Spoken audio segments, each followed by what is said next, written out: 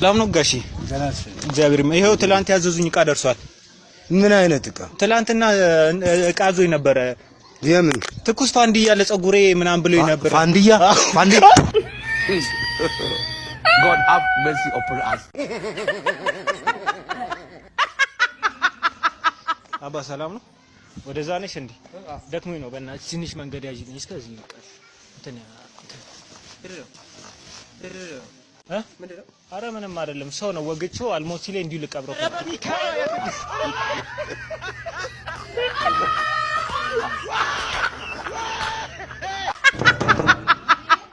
እሺ ሰላም ነው? እግዚአብሔር ይመስገን። እንትን እሺ ሰላም ነው? ማዘ አለን። ይሄው ያዘዙኝ እቃ እንትን ብሏል።